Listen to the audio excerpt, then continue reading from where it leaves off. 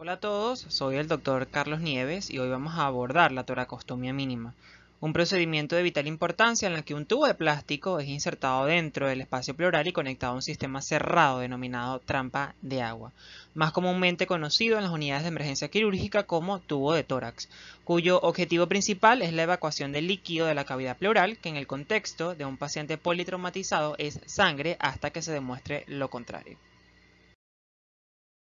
Antes de entrar en materia, es importante hacer un recuento anatómico, en este caso del segmento torácico. El tórax óseo, como observamos, está delimitado de la siguiente manera. Por delante el esternón, por detrás la columna vertebral dorsal y a los lados los cartílagos costales y sus costillas correspondientes. Este presenta dos orificios torácicos, un orificio torácico superior e inferior. El orificio torácico superior se encuentra delimitado anteriormente por el borde superior del manubrio esternal, posterior con D1 y a los lados con la primera costilla y su cartílago costal. El orificio torácico inferior delimitado por delante por la articulación cifoesternal, por detrás con D12 y a los lados con las costillas 11 y 12 y su cartílago costal correspondiente. Esta se encuentra cerrada por el músculo diafragma, que es el músculo más importante durante la inspiración. En un corte transversal de afuera hacia adentro tenemos la piel, el tejido celular subcutáneo. En el borde o en el segmento superior del tórax tenemos los músculos serrato anterior y pectoral mayor. Luego continuamos con los espacios intercostales, que contienen los músculos intercostal externo, interno y el músculo intercostal profundo, los cuales serán divulsionados en el contexto de una toracostomía. Luego tenemos la pleura parietal, que tapiza la pared torácica, y la pleura visceral, que tapiza el parénquima pulmonar. Ambas delimitan la cavidad pleural, que es un espacio virtual que en condiciones fisiológicas contiene unos 5 a 15 mililitros de líquido pleural en cada hemitórax, que lubrica y facilita el desplazamiento de las dos hojas pleurales durante la mecánica ventilatoria. En el segmento inferior de la costilla superior del espacio intercostal se encuentra el paquete vasculonervioso intercostal, compuesto por la vena, la arteria y el nervio intercostal. Relación anatómica importante a tener en cuenta durante la colocación del tubo de tórax con la finalidad de evitar complicaciones técnicas. Por otro lado, fisiológicamente sabemos que durante la expiración, la presión retráctil del pulmón y la presión expansiva de la caja torácica de signo opuesto generan una presión negativa entre la pleura visceral y la pleura parietal, conocida como presión pleural. La presión pleural, que permite que ambas pleuras permanezcan adosadas, es decir, durante una expiración normal en reposo, es de menos 2 centímetros de agua, aumentando a menos 4 centímetros de agua en el curso de una expiración forzada. Por su parte, la inspiración, al ser un proceso activo por contracción de los músculos de la respiración, al iniciarse, la presión pleural se torna más negativa y los pulmones se expanden más. Fíjense que la presión de la vía aérea se torna más negativa respecto a la expiración, por lo que el aire fluye al interior de los pulmones. Entonces, durante una inspiración, la presión pleural, fíjense que fluctúa entre menos 5 a menos 8 centímetros de agua por aumento de la presión retráctil pulmonar y la fuerza generada por los músculos inspiratorios. Entonces, para que exista una adecuada ventilación, se requiere que la pared torácica esté intacta, el diafragma descienda y genere una presión negativa, forzando el aire a entrar en el árbol tráqueo-bronquial. Cualquier situación que interfiera con este sencillo proceso, como aire o líquido en el espacio pleural, resulta en una disminución de la ventilación. Fíjense que la pérdida de la presión negativa, en este caso por un trauma torácico que genera un neumotórax, nos lleva a colapso pulmonar. La mayoría de las indicaciones de tubo de tórax o de toracostomía mínima proceden de trauma torácico. Fíjense que el trauma torácico se divide en cerrado o abierto dependiendo de la indignidad de la pared torácica. El trauma cerrado, también denominado contuso, no hay pérdida de continuidad de la pared torácica y sus componentes anatómicos, mientras que el abierto, dependiendo de la indignidad de la pleura parietal, se divide en no penetrante, sin afectación de la pleura parietal, penetrante, donde entra cavidad pleural, es decir, hay afectación de pleura parietal, y perforante, aquel con orificio de entrada y salida al tórax. Estos dos últimos habitualmente están producidos por heridas de arma blanca o de fuego. Por otro lado, dependiendo del compromiso con otro segmento anatómico, los traumas torácicos se clasifican en torácico puro, toráco-abdominal y cérvico-torácico.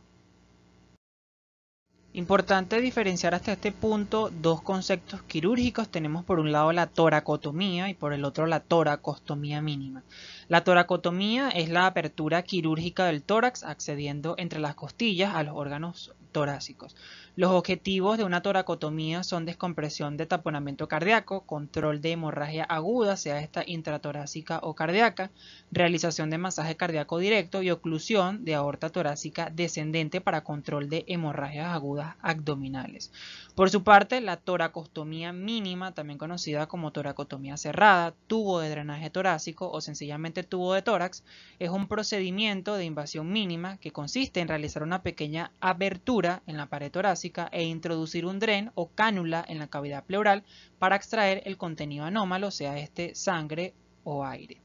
La lista de padecimientos que requieren este procedimiento como parte de su tratamiento es extensa, sin embargo, en nuestro hospital el principal uso de la toracostomía mínima es para el tratamiento de traumas torácicos. Sus indicaciones absolutas son el neumotórax abierto o cerrado, el hemotórax, el hemoneumotórax, el neumotórax a tensión, el hemotórax masivo, la traumatopnea, que es la salida de aire a través de una herida torácica, más dificultad respiratoria. También son indicación en presencia de las siguientes situaciones con alta sospecha de hemoneumotórax, es decir, tanto sangre como aire en la cavidad torácica, como lo son trauma torácico penetrante, simple o múltiple por arma blanca o proyectil de arma de fuego, y por último fracturas costales múltiples con o sin presencia de tórax inestable. Otras indicaciones para este tipo de procedimientos, sobre todo en pacientes hospitalizados en área de medicina interna, son el empiema, que es pus en la cavidad pleural, derrame pleural que puede estar asociado a procesos infecciosos, inflamatorios o neoplásicos, y por último el quilotórax, que es la presencia de linfa en cavidad pleural, que puede estar relacionado no solamente con trauma torácico o como también complicación de acceso venoso central izquierdo debido a la relación con el conducto torácico. En el contexto de un paciente politraumatizado que llega a la emergencia, la identificación de cualquiera de los siguientes signos clínicos sugerentes de afectación del funcionamiento pulmonar es indicación de colocación de tubo de drenaje torácico, el cual deberá ser corroborado con una radiografía de tórax. Si encontramos, por ejemplo, hipoexpansibilidad a la inspección o enfisema subcutáneo, timpanismo a la percusión y disminución o abolición del murmullo vesicular, sospechar de un neumotórax simple. Por otro lado, si dicha hipoexpansibilidad se acompaña de matidez a la percusión en vez de timpanismo, esto se traduce en un hemotórax. Ante la presencia de tórax asimétrico, timpanismo a la percusión sugerente de neumotórax, acompañado de murmullo vesicular abolido, ruidos cardíacos normofonéticos y signos de afectación hemodinámica e insuficiencia cardíaca derecha, como hipotensión e ingurgitación yugular, pensar en un neumotórax a tensión, que es un cuadro clínico que compromete de forma inmediata la vida del paciente, por lo que el tratamiento se debe instaurar de forma rápida y efectiva. Por otro lado, si encontramos los mismos signos de afectación hemodinámica, pero con matidez a la percusión, esto se traduce en un hemotórax masivo. Si encontramos ingurgitación yugular, murmullo vesicular normofonético, ruidos cardíacos hipofonéticos e hipotensión, pensar en taponamiento cardíaco, el cual es un criterio para realización de una toracotomía. Bien, el neumotórax simple es producido por la entrada de aire al espacio pleural, por disrupción pleural o bronquial a causa de un trauma de tórax, provocando la pérdida de contacto entre ambas pleuras y desencadenando el colapso pulmonar debido a cambios de presión. El neumotórax abierto, que es un tipo de neumotórax, existe cuando hay pérdida de continuidad de la pared torácica, por lo que se aspira aire durante la inspiración, y con cada expiración se produce un ruido característico denominado traumatopnea. Si la apertura de la pared torácica es igual o mayor a 2/3 del diámetro de la tráquea, se producirá dificultad respiratoria, desplazamiento mediastínico y compromiso hemodinámico.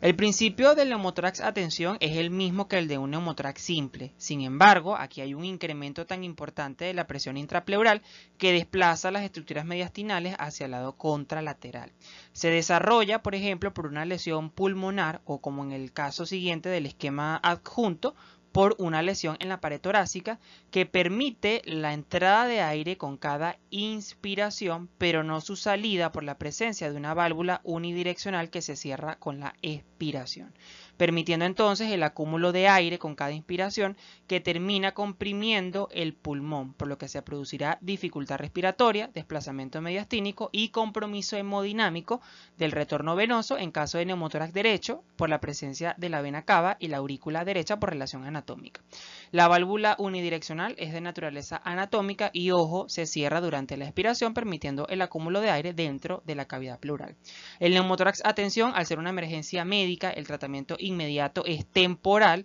a través de la inserción de una válvula de Hemlich a la espera de la valoración y colocación de un tubo de tórax. Acá tenemos un esquema comparativo de los dos tipos de neumotórax. Fíjense cómo en el neumotórax abierto el aire entra a la cavidad pleural y sale a través de la herida, igualando la presión atmosférica con la presión pleural. En el neumotórax a tensión, la herida se comporta como una válvula unidireccional permitiendo la entrada pero no la salida de aire, por lo que la presión pleural se hace cada vez mayor desplazando las estructuras mediastinales hacia el lado contralateral. El tratamiento temporal de un neumotórax abierto se logra cerrando rápidamente el defecto con apósitos oclusivos o plástico estéril lo suficientemente grande como para sobrepasar los bordes de la herida, fijando con cinta adhesiva solo en 3 de los lados para permitir un mecanismo de válvula unidireccional, es decir, el aire durante la expiración por presión saldrá a través de la herida, pero no se regresará con la próxima inspiración porque el plástico estéril hará el efecto de válvula cerrando o sellando la herida. Esto es un tratamiento temporal a la espera de valoración para colocación de tubo de tórax. El comportamiento radiológico del neumotórax es la determinación de un segmento radiolúcido que bordea una delgada línea que se corresponde con la pleura visceral, que cubre el parénquima pulmonar colapsado. Radiológicamente, al pulmón colapsado se le denomina signo de muñón pulmonar. Por otro lado, fíjense que algunos autores basan sus criterios para la colocación de tubo de drenaje pleural en el porcentaje del neumotórax, requiriendo tubo de tórax solo aquellos neumotórax mayores al 25% del volumen pulmonar en la radiografía de tórax y tratamiento conservador aquellos menores del 25% y hemodinámicamente estables. El neumotórax a tensión, su comportamiento radiológico es similar a su predecesor, pero con signos de desplazamiento de estructuras mediastinales identificables en la rayos X de tórax, como por ejemplo el desplazamiento de la columna radiolúcida que se corresponde con la tráquea y la silueta cardíaca hacia el lado contralateral, en este caso hacia la derecha por presencia de neumotórax a tensión izquierdo. Otros signos que también pueden identificarse es la horizontalización de los espacios intercostales, el muñón pulmonar y la presencia de una imagen radiolúcida que ocupa todo el hemitórax por ausencia de tejido pulmonar. El hemotórax no es más que la presencia de sangre en la cavidad pleural y suele estar asociada a eventos traumáticos torácicos. El hemotórax puede ser cuantificado con radiografía de tórax en bipedestación. Por ejemplo, si la colección es menor de 200 cc, por lo general no se visualiza en la radiografía de tórax póstero-anterior, en cuyo caso se debe solicitar una radiografía lateral. Cuando es de 200 a 500 cc, se borra el ángulo costofrénico y alcanza la cúpula diafragmática. Y por cada espacio intercostal se va alcanzando progresivamente en sentido cefálico una acumulación entre 200 a 500 cc por espacio. El comportamiento radiológico del hemotórax es la opacidad o radioopacidad, que es delimitada por una línea horizontal que delimita el borde superior del contenido de sangre dentro de la cavidad pleural. El hemotórax masivo, por su parte, se puede definir como el acúmulo súbito de más de 1500 ml de sangre en la cavidad pleural y que serán drenados inmediatamente a la colocación del tubo de drenaje, o un débito luego de haber colocado el tubo de más de 200 ml de sangre en 3 a 4 horas. En algunos casos, fíjense que el gran acúmulo de líquido dentro de la cavidad pleural puede causar desplazamiento de estructuras mediastinales y puede llegar incluso a simular un hemotórax a tensión.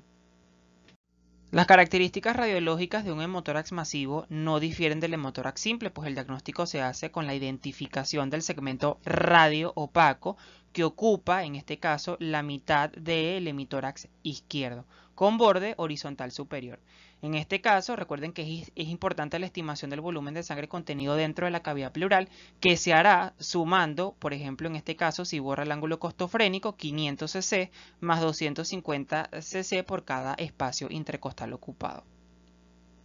Por otro lado, es importante mencionar que en el contexto de un paciente politraumatizado es difícil la presentación de un neumotórax puro. La presentación común en este tipo de pacientes es la presencia tanto de un hemotórax como neumotórax de forma simultánea, es decir, un hemoneumotórax, cuyas características radiológicas se describieron por separados previamente.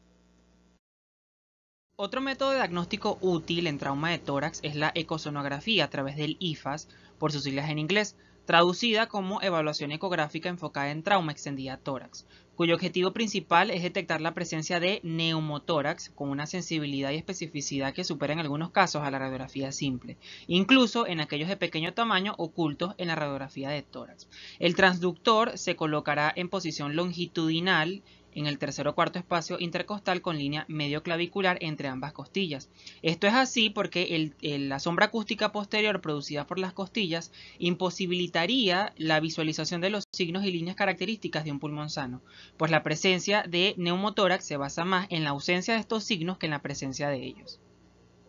Entre las líneas y signos característicos del IFAS de un pulmón sano tenemos el signo de deslizamiento pleural, que es este que vemos acá, representado por una línea hiperecogénica horizontal, que es una imagen en tiempo real del movimiento de la pleura visceral que acompaña el pulmón sobre la pleura parietal. El signo, la línea B o cola de cometa, que son estas líneas verticales hiperecogénicas que parten de la pleura visceral en movimiento. Por su parte, el signo de código de barras, que está representado por el tejido sin movimientos y se corresponde con la pared torácica, formada por líneas horizontales semejantes al código de barra, y está representado por el tejido celular subcutáneo y los músculos intercostales. Por su parte, el signo de la orilla de playa, que está representado por el tejido en movimiento, tiene un aspecto granulado como en arena de playa y está representado por el tejido pulmonar y pleural en movimiento. En presencia de neumotórax, el signo de código de barra se extiende y ocupa el signo de la orilla de playa. De manera que el diagnóstico por IFAS de un neumotórax se basa más en la ausencia que en la presencia de estos signos. Fíjense cómo el signo de deslizamiento pleural y las líneas B o cola de cometa están ausentes en presencia de neumotórax. Por su parte, el signo de código de barras está presente en toda la imagen ecográfica, es decir, en todo el monitor, por encima y por debajo de las costillas, y llega a sustituir el signo de orilla de playa, que en este caso estará ausente. En un neumotórax diagnosticado por IFAS, entonces vamos a ver cómo el diagnóstico se basa fundamentalmente en la ausencia de los signos y líneas típicos de un pulmón sano. Fíjense cómo el signo de deslizamiento pleural y las líneas B están ausentes, mientras que el signo de código de barras sustituye al signo de arena de playa. Ahora bien, dentro de los materiales necesarios para el drenaje torácico se encuentra inicialmente el tubo de tórax, el cual consiste en una sonda multifenestrada que servirá como cánula de drenaje de aquello que se acumula de forma patológica en el espacio pleural, sea aire o sangre en el contexto de trauma. La medida del tubo de tórax viene expresada en French y actualmente contamos con dos tipos de tubo de tórax, uno provisto de un guiador metálico dentro del lumen, lo cual facilita su inserción, y estos están provistos de una punta en bisel para facilitar el paso a través de los tejidos. Y otros, como observamos acá, que no tienen este guiador metálico y son mucho más simples. Además de esto, ambos tubos están provistos de una línea radiopaca, que es esta que observamos acá, que permite verificar su ubicación dentro de la cavidad pleural por radiografía de tórax posterior a su inserción. En el contexto de un paciente politraumatizado, y lo hemos venido repitiendo en múltiples oportunidades, la presencia de líquido en el espacio pleural evidenciado por radiografía o ecosonografía es sangre hasta que se demuestre lo contrario, por lo que el diámetro del tubo de tórax debe ser lo suficientemente amplio para la evacuación no solamente de sangre, sino de los coágulos formados. Por tal motivo, se recomienda la utilización de tubos de 36 a 40 French. En segundo lugar, tenemos la manguera de conexión entre el tubo de tórax y la trampa de agua. La principal y más importante característica es su hermeticidad y flexibilidad, es no obliterante y transparente. Esta última característica es fundamental, pues nos permite visualizar siempre la presencia de coágulos o detritus que puedan obstruir el flujo de salida y el sistema puede dejar de funcionar. Por último, tenemos el sistema de drenaje torácico o trampa de agua, que es el elemento básico del sistema, que consiste en la conexión desde la cavidad pleural a un sistema valvular unidireccional que permite la salida de aire o líquido del espacio pleural e impide el retorno del mismo a dicho espacio. Actualmente hay muchos sistemas comerciales de trampa de agua disponibles, entre ellos tenemos el Pleur Evac, que la ventaja de este sistema es su mayor seguridad, ya que es de polímero y está sellado, ocupa menos espacio junto a la cama del paciente y resulta más fácilmente transportable. En líneas generales, estos sistemas están constituidos por 3 compartimientos. El primero de ellos es el compartimiento lateral, que funciona como reservorio del contenido patológico que sale del tórax del paciente, que generalmente es sangre en el contexto de trauma. El compartimiento central, que es donde se encuentra la trampa de agua o sello de agua, es decir, este mecanismo unidireccional o válvula unidireccional que permite la salida de aire y no su retorno. En el último compartimiento lateral, que cumple la función de permitir la succión en caso de que llegase a utilizarse. En caso de que no contemos con estos dispositivos manufacturados listos para su uso, disponemos de dispositivos de trampa de agua confeccionados para tal fin, o como ocurre en el 99% de los casos en nuestras emergencias, la confección rudimentaria de sistemas artesanales de trampa de agua que no son tan atractivos a la vista como los primeros, pero poseen el mismo mecanismo funcional, el sello de agua. Para la confección de estos dispositivos artesanales necesitaremos soluciones estériles, ya sea fisiológica o agua estéril, de la cual utilizaremos 1 litro. Una sonda de Nelaton número 14 o 16, aunque por lo general suele usarse un tubo de tórax. Y por último, un frasco con tapa hermética, el cual debe ser transparente, que como pudimos observar en las diapositivas anteriores, suele emplearse un frasco de agua mineral. La confección de estos dispositivos artesanales se explicará en la clase presencial, en la cual hablaremos de algunos puntos técnicos y prácticos a tener en cuenta durante su confección. Estos sistemas consisten entonces en una válvula en un solo sentido, es decir, unidireccional, que corresponde con un tubo de plástico que puede ser desde una sonda de Nelaton hasta un tubo de tórax, como el que observamos acá, que se encuentra sumergido a una cantidad estandarizada de agua, específicamente menos 2 centímetros por debajo de la superficie del agua, que si se fijan es la misma presión negativa que maneja la cavidad pleural durante una expiración en condiciones normales, lo que significa que una vez que el contenido pase a través de la válvula, sea aire o sangre en el contexto de trauma, no se regresará de forma retrógrada por efecto de la misma. El mecanismo de válvula propiamente dicho lo ejerce el agua, de ahí el nombre trampa de agua, ya que aquello que caiga o pase a través de ella no se devolverá a través del sistema a la cavidad pleural del paciente. Con la salida libre, que es esta que observamos acá, cuya función principal es igualar presión, es decir, igualar la presión atmosférica a la presión que maneja el sistema. Con la imagen de la derecha vemos un sistema, fíjense, aún mucho más rudimentario que los vistos anteriormente, que podría ser útil en caso de neumotórax, porque el aire no se acumulará en el interior del recipiente por la presencia de la salida libre, manteniéndose el sistema EU funcionante, contrario a lo que sucedería en caso de hemotórax masivo o hemotórax mayores a 1500, donde evidentemente el recipiente sería muy pequeño para tal cantidad de sangre.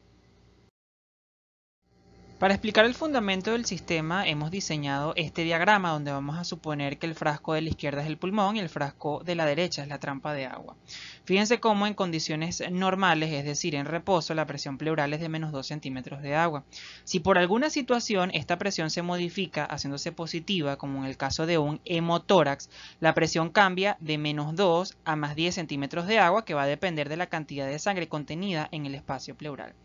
La presión aumentada de la cavidad pleural al insertar el tubo saldrá a través de la misma e intentará igualar la presión que tenía en situación de reposo, es decir, los menos 2 centímetros de agua, que es comparable a la profundidad del tubo por debajo de la superficie del agua, pues el organismo siempre buscará su condición de homeostasis. Por el contrario, si el tubo de la trampa está sumergida a más profundidad, a por ejemplo 4 centímetros, el paciente en este caso deberá realizar una expiración forzada de menos 4 centímetros de agua para alcanzar los 4 centímetros de profundidad del tubo de la trampa, por lo que el mecanismo de drenaje dejará de funcionar por este simple mecanismo fisiológico pulmonar, de manera que el sistema drenará solo contenido patológico durante la expiración. Antes de la realización de la técnica debemos corroborar que todos los materiales estén ubicados y disponibles para ser utilizados. Número 1, debemos contar con guantes estériles, anestesia local principalmente con lidocaína al 1 o al 2%, jeringa de 10 a 20 cc, un bisturí desechable, una pinza de Kelly para disección de los planos, una pinza de Kocher para clempear el tubo antes de la conexión con la manguera de conexión, un tubo de tórax propiamente dicho, un sistema de drenaje que puede ser desde un pleurevac hasta sello de agua artesanal, una seda atraumática para fijación del tubo y por último gasas y apósitos estériles. Una vez que se establece el diagnóstico y la conducta ante el mismo es la realización de un drenaje torácico, se debe explicar al paciente o informar del procedimiento a ser realizado si la situación lo permite. Pues en el contexto de trauma, ustedes lo van a ver mucho, la mayoría de los pacientes llegan inconscientes a la emergencia y pues esto no es posible. Se procede a colocar en posición al paciente. Mucho antes de esto hay que realizar lavado de manos quirúrgicos si la situación de la emergencia lo permite. Se pide al paciente que se coloque en decúbito supino y que eleve la extremidad por encima de la cabeza, ipsilateral al sitio de la toracostomía a realizar. Se procede entonces a realizar la asepsia y la antisepsia de la región torácica donde se efectuará el procedimiento. La Sociedad Británica de Tórax recomienda el triángulo de seguridad como lugar para la inserción del drenaje intercostal. Esta zona se encuentra bordeada por el borde anterior del músculo dorsal ancho, el borde lateral del músculo pectoral mayor y una línea inferior al nivel horizontal del pezón y un vértice debajo de la axila. El lugar a insertar el tubo de tórax es usualmente el quinto o el sexto espacio intercostal con línea axilar media. Esto es así porque durante la expiración completa las dos cúpulas diafragmáticas se elevan tanto como el cuarto espacio intercostal derecho y quinto izquierdo. Por lo tanto, la colocación de un tubo de tórax demasiado bajo no solo existiría riesgo de colocación abdominal, sino de perforación diafragmática y de órganos intraabdominales como el vaso y el hígado. Esto mismo se aplicaría a otras afectaciones que elevan el diafragma, como por ejemplo el embarazo, la obesidad grave, la citis masiva o tumores intraabdominales, donde se recomienda la colocación de tubo de tórax en el tercer espacio intercostal con línea axilar media.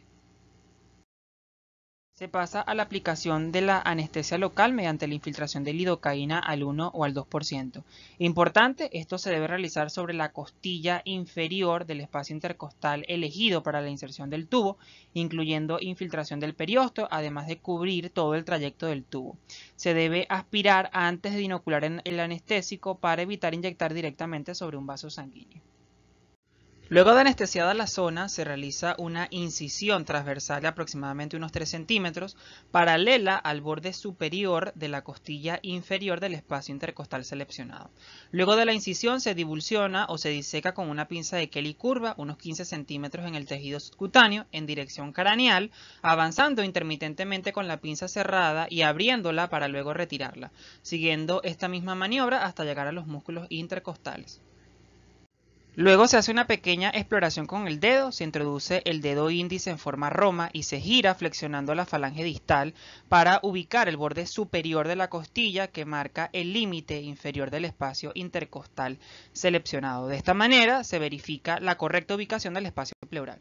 Esta maniobra tal vez requiere un poco de fuerza, por lo que podemos utilizar una pinza de Kelly introduciéndola con la punta cerrada con movimientos giratorios.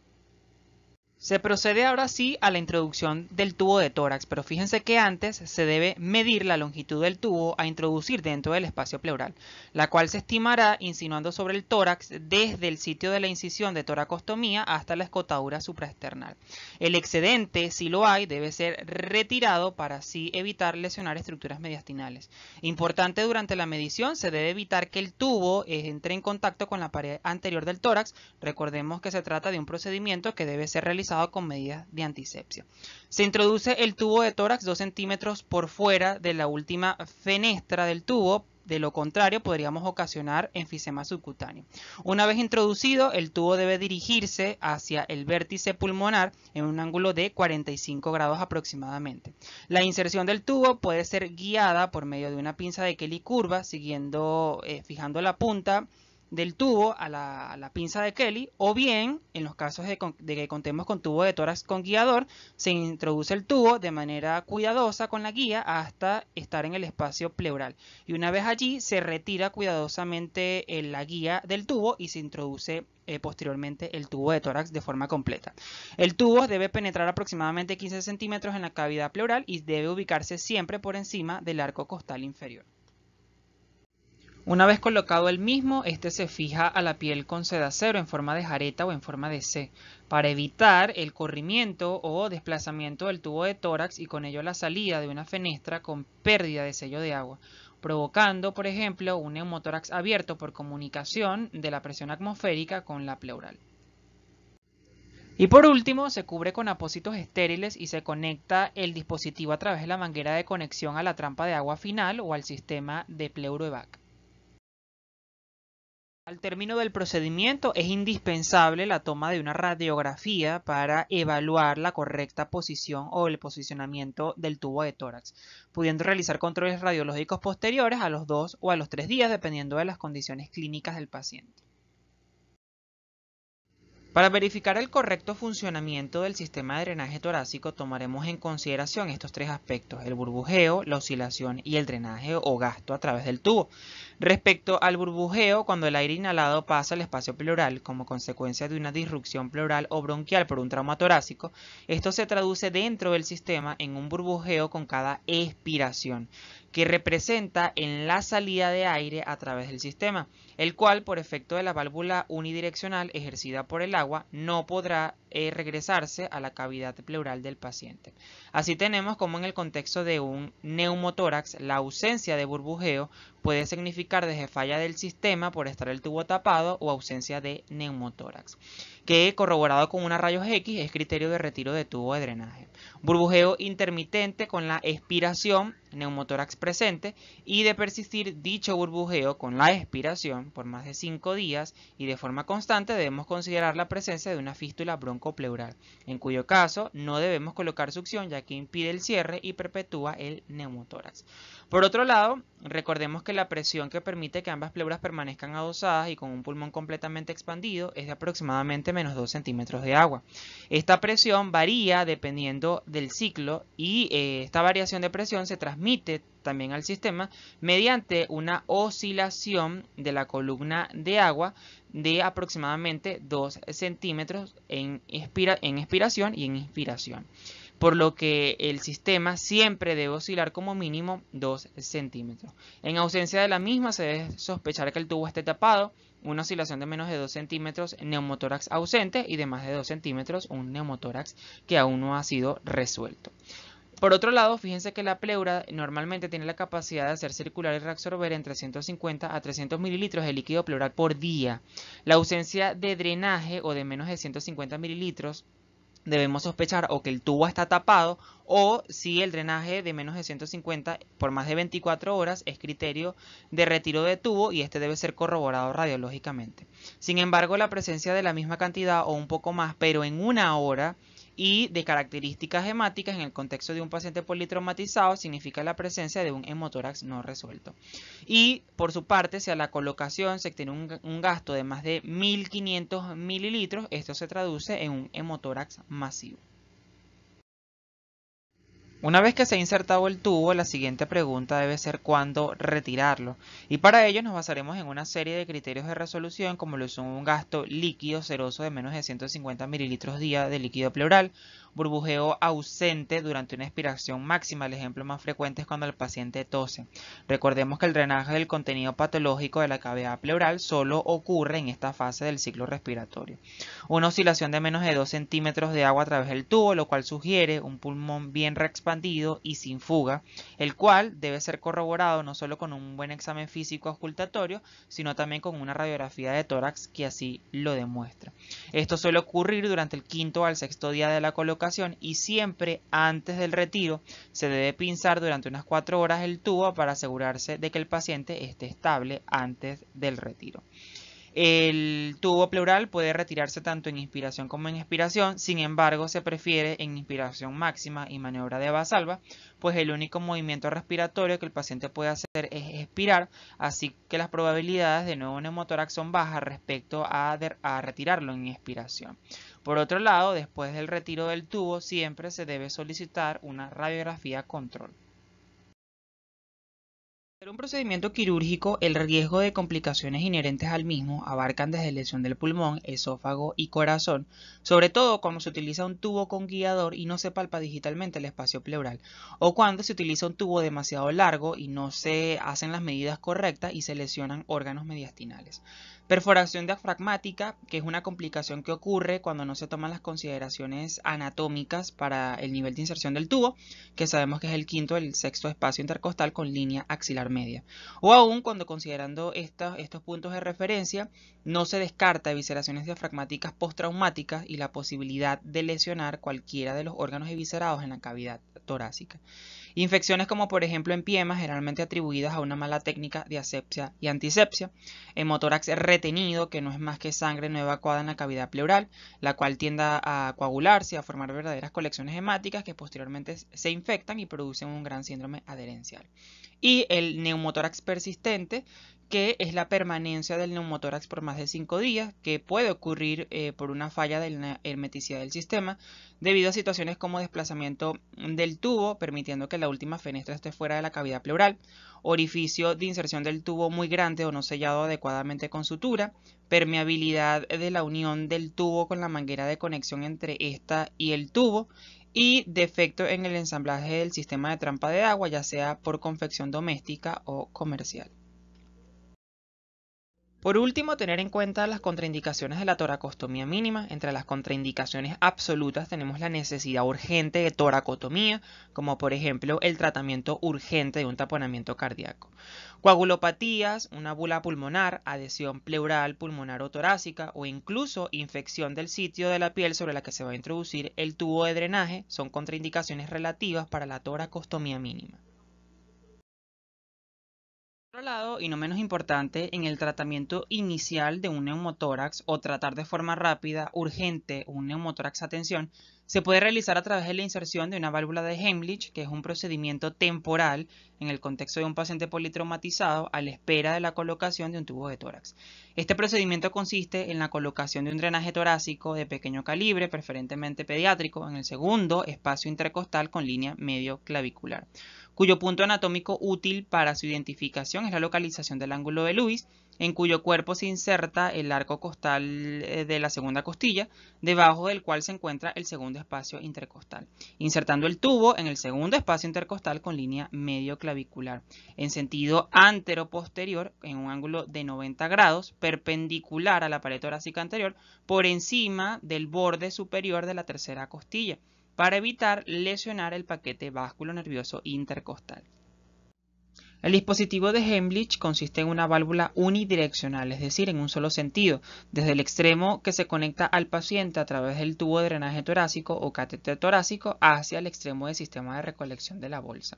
la cual facilita la salida de aire e impide su retorno o su entrada, emulando el sistema de trampa de agua. Este sistema o este dispositivo está constituido por una cámara cerrada dentro del cual se encuentra la válvula propiamente dicha. La válvula está formada por un tubo de látex que se encuentra colapsada en su extremo distal, y este colapso es el principio físico que permite que el aire pase a través de ambas hojas y no pueda regresar. Por otro lado, en estos casos se usan tubos de drenaje torácico pediátrico de calibre pequeño como el 7 y el 8, o una aguja número 14 o 16. La secuencia de inserción es sumamente sencilla y más fácil que la toracostomía mínima, siguiendo los mismos principios de esta última. Los puntos más importantes son localizar el segundo espacio intercostal con línea medio clavicular. Luego se disecciona con un bisturí una abertura de 1 centímetro. Se introduce el tubo de tórax, este es un tubo de tórax pediátrico, en un ángulo de 90 grados y luego se redirecciona en sentido cefálico. Se clampea el tubo de tórax para evitar cambios de presión y se conecta a la válvula de Heimlich, la cual será conectada a la bolsa recolectora en su extremo distal. Si no disponemos de una válvula de Heimlich en la emergencia, un método alternativo es confeccionar uno artesanalmente. Y para ello necesitaremos un guante estéril, un yelco o angiocatéter número 14 y 16 adhesivo. Inicialmente se extrae uno de los dedos del guante cortando ambos extremos y pasando uno de ellos a través del angiocatéter, fijando este extremo con adhesivo o seda. Se aplica un poco de solución 0,9 entre ambas hojas para lograr que éstas se adhieran. Y fíjense que en caso de neumotórax, una vez que se ha insertado el angiocatéter en el espacio pleural, el dedo de guante se infla permitiendo la salida de aire del contenido patológico, en este caso aire de la cavidad pleural, colapsando el extremo distal durante la inspiración, evitando que el aire regrese o retorne a la cavidad pleural, ejerciendo el efecto de válvula unidireccional. Bien, en caso de no contar con una válvula de Heimlich, como sucede en el medio rural, o por falta de tiempo para confeccionar una artesanalmente, se puede dejar libre el angiocatéter número 14 o 16, consiguiendo pasar de un neumotórax a tensión a un neumotórax abierto sin válvula, que aunque sigue siendo peligroso, no hay un compromiso inmediato de la vida como en el caso de un neumotórax a tensión. Y así ganamos unos minutos hasta llegar al hospital o hasta confeccionar una trampa de agua artesanal. Para finalizar, fíjense que cuando no se cuentan de forma inmediata con métodos diagnósticos precisos como la radiografía de tórax o la ecosonografía torácica, ante duda diagnóstica o compromiso inmediato de la vida, donde se superpone el tratamiento al tiempo que puede llevar a diagnosticar estos cuadros con gran compromiso hemodinámico, como en el caso de un neumotórax a tensión, en estos casos la realización de una toracocentesis diagnóstica es la regla. Fíjense que en estos casos, como se muestra en la imagen, se introduce una jeringa número 14 o 16 con solución fisiológica en el punto de inserción anatómico correspondiente para cada caso. Conforme se introduce la jeringa de la inyectadora, se aspira y se diagnostica, en este caso de neumotórax, si se consigue burbujas de aire o sangre en el caso de un hemotórax. Finalizamos mencionando algunos puntos claves a recordar y que tienen que tener en cuenta al momento de la colocación de un tubo de drenaje torácico. Líquido en la cavidad pleural en el contexto de trauma es sangre hasta que se demuestre lo contrario. El lugar de inserción del tubo de drenaje torácico es el quinto o el sexto espacio intercostal con línea medioaxilar y el tercer espacio intercostal en embarazadas, obesos o cualquier situación que eleve el diafragma por encima del quinto espacio intercostal. La presión pleural, que permite que ambas pleuras permanezcan adosadas en un pulmón completamente expandido, es de menos 2 centímetros de agua y por ello el sistema drena contenido patológico solo durante la expiración.